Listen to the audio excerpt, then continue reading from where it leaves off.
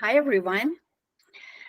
Welcome to our talk. Andres, you can hear me, right? Yeah, I can hear you. Very good. Good.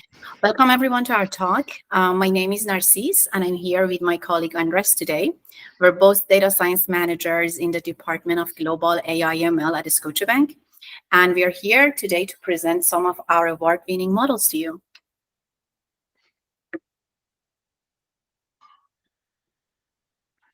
Okay, so let's start with our agenda for today's talk. I will first start with some context on Scotiabank's chatbot, when we built it, how we built it, and what we did to improve its performance. Then we'll go through the concept of AI for AI, which is how we use AI to optimize AI. Then we'll go through, we'll briefly walk you through our machine learning models and how we used some recent Gen AI features. At the end, we'll close with the impacts of our machine learning models that we're going to present to you today. Okay, so I know that we have people from different background in the room. So why not starting with some context on the Scotiabank chatbot and what were our reasons to build this product. Okay, all the hype aside, there were three main reasons why we built this product. First, back in 4 years ago, this was the #1 requested feature from our customers. So we saw also that there was, this would be an innovative way to reduce the call time and to reduce the pressure on our contact center advisors. No one wants to wait hours and hours on a call. So that was our reason for basically reducing the pressure and call time. And third, it was a unique opportunity to explore the AI/ML space in having this first live conversational AI product. Next slide, please. Okay, so I want to give you a background of what a Scotiabank chatbot is and how we built it. We are talking here about an NLU chatbot, not a chatbot that is based on large language model. First, have in mind that we're talking about a product that we built, we started developing almost 3 years ago. So this was what we call a classic intent-based chatbot. And for financial institutions, for any big institutions, specifically for financial institutions, we want to have control over the conversation and over the responses that the bot is providing to our customers. So NLU chatbots are not going anywhere for a while. As I was mentioning, we had this product, we had the 100% release in November 2022. So this is almost a year and a half that we have this authenticated experience in our mobile app. So if you go to a Scotiabank mobile app, if you go to contact us and chat with us, you will see the product we're talking about. Our chatbot is able to provide over 700 responses, and this is including different topics like banking accounts, investments, credit cards, loans, mortgages, and the main frequently asked questions that are coming from our customers. So our chatbot was answering to those questions that were self-serviceable. Now, for more complex queries, we had the triage to our live chat advisors and to our phone advisors. But we were also constantly working on improving the accuracy and coverage of our bot, meaning that we wanted to cover as much topic as we could that was in our customers' conversations. And we also wanted to have a more accurate response. So we created this 2-week sustainment cycle through which our AI trainers would go and review the customers' queries on a daily basis. So usually 2 AI trainers would go manually reviewing customer utterances, and then we would have meetings to discuss the potential areas of improvement. Now, the interesting part, the concept of AI for AI. How we came up with this concept was that, as you see, we launched our chatbot. We had lots of data coming from our customers. And as data scientists, we love data. We wanted to use this data not only to improve our internal database of training phrases and intents, basically the topics. We also wanted to automate our sustainment cycle. So we needed to spend lots of time, and we had lots of human effort put into this. And what we did, as you see on this slide, we came up with these lovely models. Why we named it after Mario characters? Because why not? Creating some fun over hours of nerdy work. You also see my favorite childhood robot, Eva, there. So altogether, these models were able to save almost 1,000 hours on an annual basis for us. Okay, so how we wanted to use the concept of AI for AI. We know that what we had in mind was we had the self-sustainment AI model. And if you look at this slide, we see that such AI system would have different stages. It should monitor, it should manage, and improve itself over time. In the monitoring stage, we continually track the performance and monitor KPIs in production. In the adaptation, we adapt the mode in response to changes on our KPIs. And the final stage in such system is the self-optimization, when we tune and retrain the model to maintain its optimal performance. So earlier I talked about how we developed a 2-week cycle, and this is a sustainment cycle for our Scotiabank chatbot performance. At the heart of such cycle, we had chatbot training cycle and a query review cycle. And coming out of these cycles are a database of utterances that feed the 3 models that we're going to present to you today. First, I'm going to remind you that I mentioned we have 2 AI trainers coming and reviewing customer queries on a daily basis. So our first model that we're presenting today, Luigi, is a binary classifier that identifies queries misclassified by the chatbot and is replacing that first AI trainer or the first human reviewer. Our multi-class classification algorithm, EVA, the one on the right side, it classifies the intent according to n-grams and other parameters to replace the second human reviewer. And our similarity algorithm, Peach, helps our AI trainers see the degree of similarity between the utterance they would like to add and to our already existing training phrases or set of training phrases for each intent.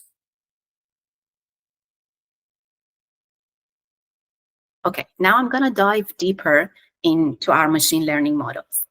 And I'm going to start with Peach. The objective of Peach is to help the AI trainer on the training process. One of the biggest challenges when training a machine learning model, and all the data scientists in the room can attest to that, is to know the impact of your training data on the results. Peach acts as AI trainers' best friend, and it helps them beforehand to understand what would be the impact of the training phrase they're adding to our data set. Peach gives a similarity score between each training phrase they want to add and the already existing set of training phrases. In this way, you will be able to know if the utterance, for example, you see on the screen, open an account, has the highest similarity score with the intent that you want to train, and how far is this utterance from our other intents. In the example, you see that open an account has the highest similarity score with the first match, that is open account. So this is a great help for our AI trainers. Next slide, please. Now, for Peach algorithm, we use machine learning techniques to identify patterns and similarity between different sets, and this allows the AI trainer to focus on only adding valuable additions. Peach has different sections, including the data preparation. In that phase, we gathered the historic data, and there was also cleaning, which includes removing duplicates, cleaning, format, and removing stop words. In the feature extraction, we convert text into numerical representation. So we used TF, IDF for this specific part. Vector representation creates numerical vectors that are used as inputs for similarity calculation. And similarity calculation compares the vector representation of the new and the existing data to identify those overlaps and patterns that I was talking about. And then we aggregate similarity per intent. Because the similarity value is between pair of utterance, the value is aggregated. Okay, next is Luigi, and I'm gonna give it to my colleague Andres to explain more details on that. Thank you, Narcisse. Thank you. So let's Can you hear me right? Yes. Okay, perfect. So let's deep dive on actually what Luigi does. As Narcisse explained, pitch is part of the process that happen downstreams. Like once we learn what the bot is doing right, what we learn what the bot is doing wrong, we go and train the bot and use pitch to compare those training utterance, right? But what happened upstream? Upstream, we have a review model process, and this is like an standard on voice bots, on chatbots, when you need to have a human layer reviewing actually the logs or the conversation that are happening between the chatbot and the customer. As you see on the left, like we have this process that Narcisse explained before, when we have basically two layers of humans, a primary reviewer and a second reviewer, basically reading through the utterance and assigning true or false. And if the false or the bot didn't respond in the right way, the human will try to search a better response, right? And from there, we can get KPIs as important as accuracy, right? But this is actually a great opportunity for automation because this is a repetitive work. It requires a lot of time. Basically, in our case, was 1 hour per person per day. So it was a lot of time consuming. So we said, okay, let's come with an idea or with an automation for the first reviewer, and that is what Luigi comes on the image on the right. Basically, Luigi is getting the data from our NLU tool. And according to the confidence of that NLU tool, it's saying, okay, the bot is confident enough, so we don't need, or I am pretty sure that this will be a true, or maybe the bot is not confident, so it will assign a false. It's a binary classifier, and basically that is what it does. It label. It doesn't assign a better intent. It just assign true or false, right? But from here, we are already saving a lot of time. And this will allow actually for EA trainers and data scientists to focus on more in-depth revision of the conversation, or to do some more valuable tasks for the chatbot.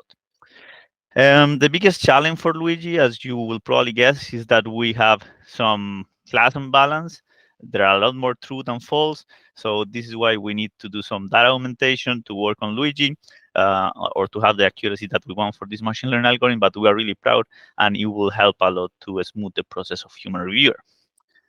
But this is not actually the only thing that we have. We also have Eva, as Narcisse mentioned. We like to call it Eva because it's a little bit more advanced. And Eva actually comes on the second reviewer, as you see on the image on the right. In this case, Eva is a multi-class classifier, meaning that not only is able to assign a label true or false, but is also able to find a better match for the intent.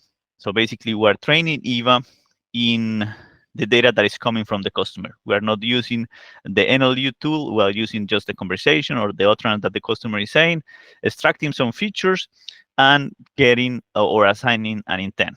And at the end, we compare that intent with what the bot trigger, and we assign true or false. And if it's false, we're actually able to propose a better intent. So the behavior is more similar to actually what a human does. Actually, let's go a little bit. Let's dig deeper on how Eva works, right? So basically, here you see the process. The process compared on the three components: the human or the EA reviewer. Um, Basically, the work of the human is read the utterance, read the intent that is triggered by the bot, and see if actually the customer is getting their answer or not. And if the customer is getting the right answer, so it will assign a true or false. And in the case of false, you will actually try to search for a better match intent. Here, we can say that probably humans could be too nice or too harsh with the bot, could be some kind of bias. So that is why we also like to automatize this kind of stuff and involve like certain rules, as the one that Narcisse was mentioning with pitch, right? Now, what Luigi does is actually get the information from the NLU tool, is based on the confidence threshold, and basically assign a true or false. Luigi is not able to assign a better intent. Eva, on the other hand, read the utterance. Read meaning that is able to extract some feature from the utterance um, of the customer, and assign an intent according to the multi-class classifier. Then it compares if the intent that Eva assigned is equal to the one that the bot assigned, and it will assign a true or a false. Okay.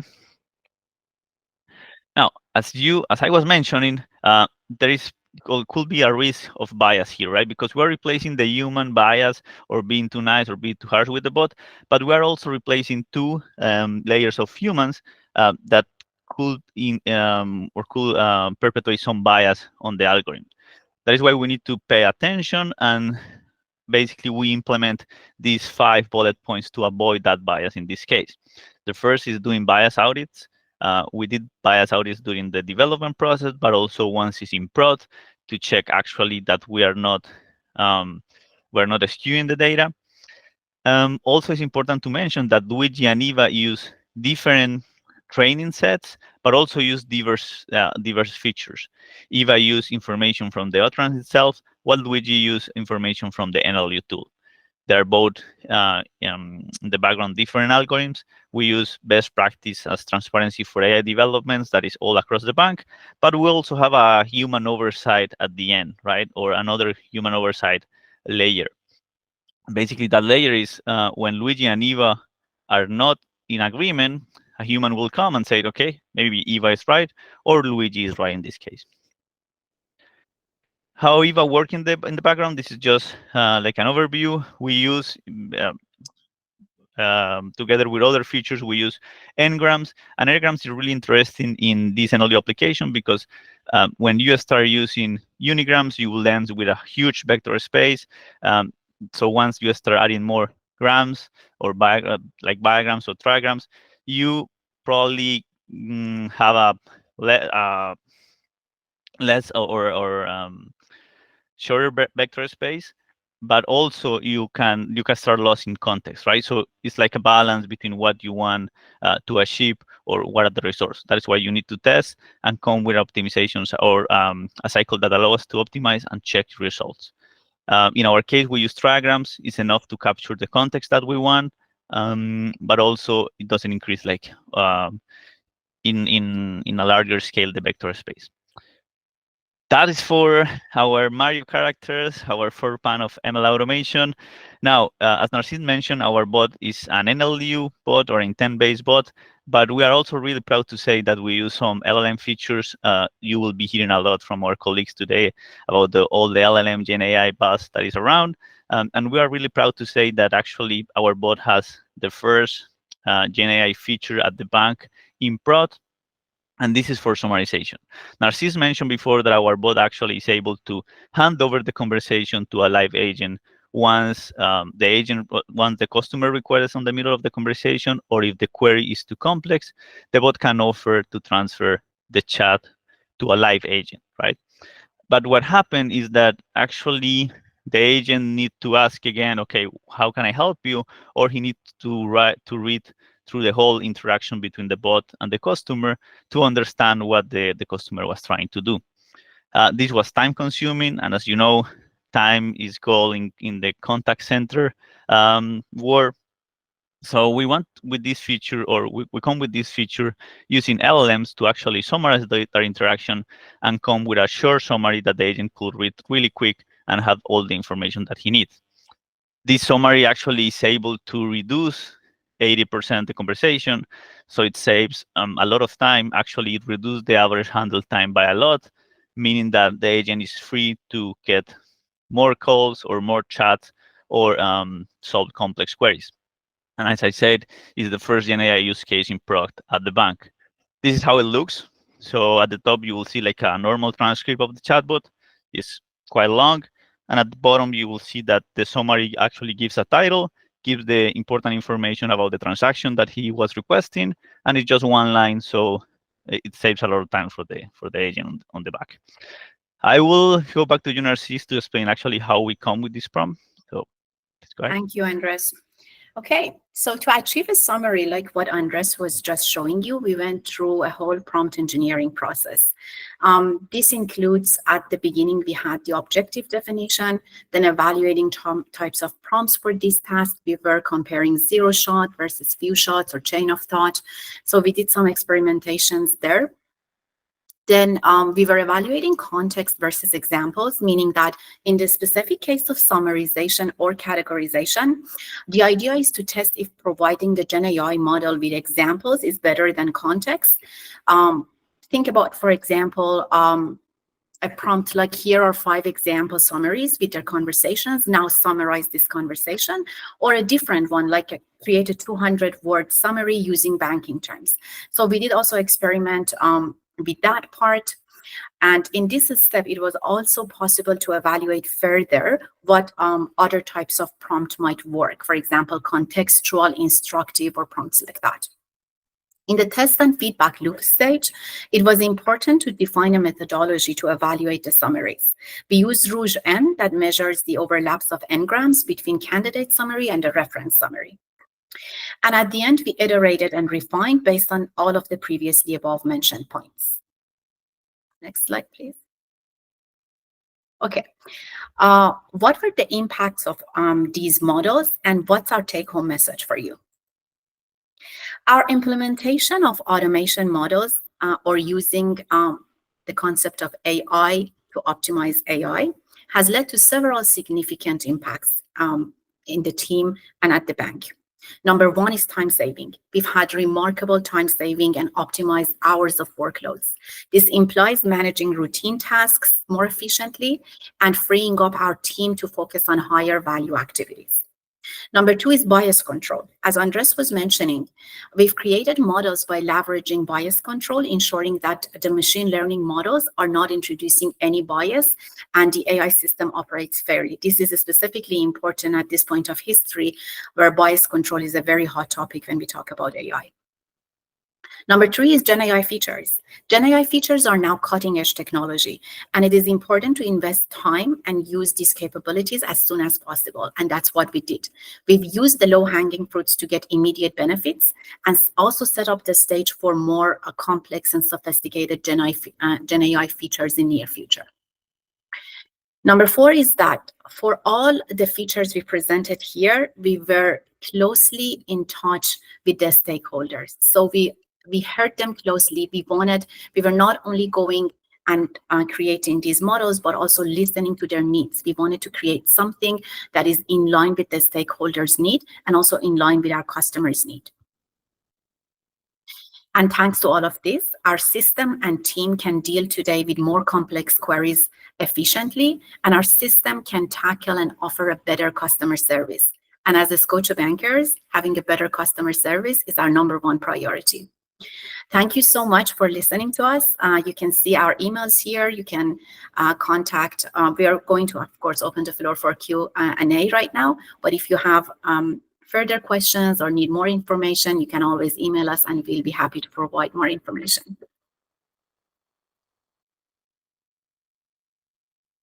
Okay, so Andres, do you want to take the questions? Yep, let me just search the question. Thank you guys for your attention. So now we'll be open the floor for questions. So you will have the option for Q&A. Does Eva use embeddings to capture semantic meaning? We tried to do it, and this was part of the process. We can, unfortunately, we can go like depth on the technical details, but we evaluate this, and actually we found out better solution that to capture the semantic meaning. Actually, the use or the use case that we have is accurate enough to have the results that we want for automate that second part of reviewer. What percentage of interaction in the evaluation system results in the new human oversight layer being involved? Yes, that's a really good question, because actually you need to balance also, okay, how much time you are saving with these automation tools that you are having, but also if you have a third layer that is also more time consuming that you have originally. So we had that in mind, and actually we have reduced by I will say 80% of reduction in time. I don't have the exact amount of hours for this, but 80% of reduction is really good for 2 in-house ML models that were developed inside the bank with our data science team. So I will say 20% of the original requires still a third layer of human, but the other ones are well covered. We also kind of exchange, okay, more time or more workload, but also we want to cover more or utterance, right? Because to have the statistical meaningful data that from the conversation that we're having on prod, we'll need to review more, right? So that is also balance that you need to make. Okay. Can you walk through the architecture of these models? I think Yeah. we Go ahead, already Narcisse. did cover, yeah. Maybe this question was before. Yeah, but maybe that is unfortunately like we can go deeper that we already show, so that is why we can walk through. But we are happy to answer some of the questions if you have more on the email. Yeah, just Is contact us yeah, offline and we'll provide more information. is the LM summary affected by hallucination? Do you want to answer that, Narcisse, or? Is the LLM summary affected by hallucination? There is always a chance of hallucination. We tried our best to control that by prompting, by the prompt engineering process that I was just explaining. But Andres, if you want to add more to that in terms Yeah, of a summary. actually, we have been seeing some, or we saw some hallucination at the beginning. You need to have in mind that when we start with this summarization, we're using text Bison. Now we are able to use Gemini. So actually, the hallucination has been improved, but especially on the key points, like for example, when people is talking about a specific transaction of a specific amount, we have parameters that allow us to jump that option of hallucination, right? So if we want to extract this a specific piece of information from the conversation, we are able to do it, ensuring that there is no hallucination. If the bot or if the LLM wants to hallucinate, it will probably on the summary or in a specific part of the component that we don't want to, or that he's free to do it, right? But in a specific component as the transaction, as the amount, we have parameters to capture that information. How did you get approval from data governance and model risk before productionizing it? Oh, trust me, we've been through a long journey. Like it took a long time, but there is the whole process behind this. And again, like part of it we cannot explain here. There was a whole process. We need to go through layers of basically data governance, ethics, model risk. And we also have this new tool at the bank that is for ethics approval. So we got approval also, like we had to test through that tool as well. So we had different layers. Correct. I will share the emails on the chat while you continue responding. Yeah. How did you ensure the bias control? Can you talk more about it? Andres, do you want to elaborate more on the bias control for EVA? Yeah, bias is really important because they both, even if they both are different algorithms, they both come from the same source of data, right? That is an interaction between a chatbot and a customer. So we wanted to keep it separate on the features that they use. So basically, Eva is not seeing any result from Luigi. Eva is not seeing any of the same features that Luigi is using. Same as we had with the human layers, right? The first reviewer was doing his job alone at his house or at the bank 1 hour sitting in front of the laptop. The second reviewer was not able to see what the first reviewer was doing, and like that, we ensure that there is no bias between humans. So we tried to replicate that on the ML models. Also, as I said, we have audits. We are reviewing the models constantly, and that third layer of human that I want to shout out to the team. Is not only Narcisse and me that are working on. Some of them are probably on the audience. Harris, Enrique. They are also reviewing and doing that third layer of review and saying, okay, maybe Eva is wrong, maybe Luigi is wrong. Hey, something is happening. The data is changing, so let's review that. What is the most challenging part in this project? There were many different layers of challenges, but I can say that listening to our customers and creating something that they need. So optimizing our chatbot based on our customers' need to cover more topics and to also listen to our stakeholders closely and have a product that is in line with the bank's needs.